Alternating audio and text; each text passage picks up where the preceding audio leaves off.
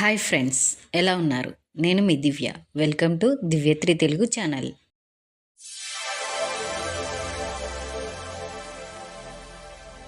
భారతీయ సాంప్రదాయంలో అన్నం పరబ్రహ్మ స్వరూపంగా పేర్కొంటాం.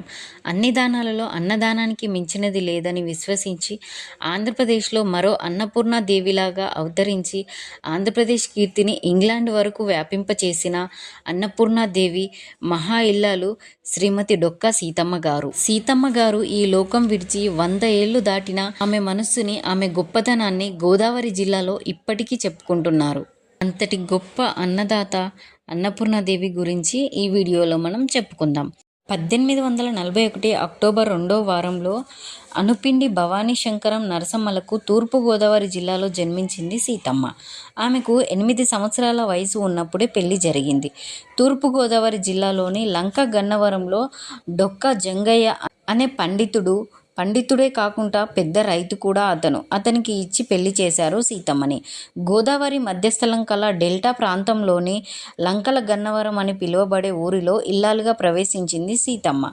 ఆమె ఈ ప్రాంతంలో తరచూ వచ్చే వరదల కారణంగానూ, అతివృష్టి అనావృష్టిల కారణంగానూ పలు ఇబ్బందులకు గురయ్యే ఆ ప్రాంతంలోని పేదలను ఆదుకుంటూ, వచ్చిన వారికి లేదు అనకుండా నిత్య అన్నదానం జరిపిన మహా ఇల్లాలు. అన్నమో రామచంద్ర అన్న వారికి ఆకలి తీర్చిన మహా ఇల్లాలు సీతమ్మ. అన్నదానానికి మించిన దానం లేదని విశ్వసించి ఆకలిగొన్న వారికి అన్నం పెట్టడమే ధ్యేయంగా అతిథి దేవో భవ అన్న పదానికి ఉదాహరణగా నిలిచారు ఆ దంపతులు. ఆ కాలంలో గోదావరి దాటాలంటే ఒకే ఒక ప్రయాణ సాధనం పడవ. జోగన్న ఊరు లంక గన్నవరం. గోదావరికి మార్గం మధ్యలో ఉండడం వల్ల ప్రయాణికులు అలిసి అక్కడే చేరేవారు. అలాంటి వారికి అన్నపానీయాలు సమకూర్చడం సీతమ్మ భర్తతో కలిసి చేస్తుండేది.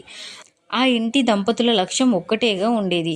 ఎవరు ఏ వేళలో వచ్చి భోజనమని అడిగినా లేదు, తర్వాతరా అనే పదాలను లేకుండా అందరికీ అన్నం పెట్టడం వారి నిత్య అలవాటుగా మారింది. వారు అలా అన్నదానం చేసి ఆఖరికి వాళ్ళకి కూడా తినడానికి తిండి లేకుండా పోయింది. అప్పుడు ఆమె భర్త కూడా అన్నారు, ఎందుకు మనం ఇంకా అన్నదానం చేస్తున్నాము, ఆపేస్తే అయిపోలే అని అన్నారు.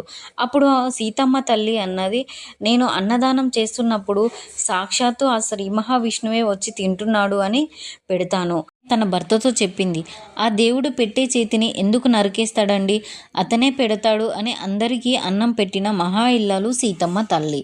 ఆమె అన్నదానాలతో పాటు పేదలకు ఆమెకు తోచిన ఆర్థిక సహాయం కూడా చేసేది. సీతమ్మ సహాయం గురించి బ్రిటిష్ ప్రభుత్వానికి తెలిసింది. 1903లో బ్రిటిష్ చక్రవర్తిగా 7వ అడ్వకేట్కు జరిగే పట్టాభిషేకం ఢిల్లీ దర్బార్లో జరిగింది. దానికి సీతమ్మ తల్లికి ఆహ్వానం వచ్చింది.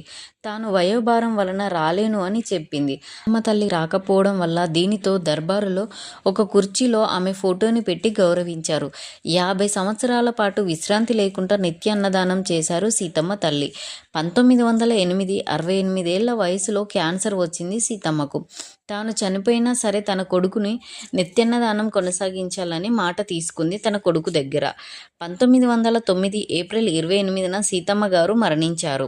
ఆమె గొప్పతనాన్ని ప్రభుత్వాలు గుర్తించాయి. దానితో ఆమె గొప్పతనాన్ని తెలుగు పాఠ్య పుస్తకాలలో 2 దశాబ్దాల పాటు ఉండేది.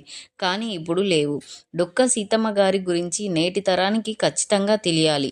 అంతటి గొప్ప అన్నపూర్ణాదేవి సీతమ్మ గురించి ఆంధ్రప్రదేశ్లోని అన్నా క్యాంటీన్లతో పాటు డొక్కా సీతమ్మ గారి క్యాంటీన్లు కూడా రావాలి అని పవన్ కళ్యాణ్ గారు చెప్పారు. వీడియో కనుక మీకు నచ్చినట్లయితే please like, share, subscribe to my channel.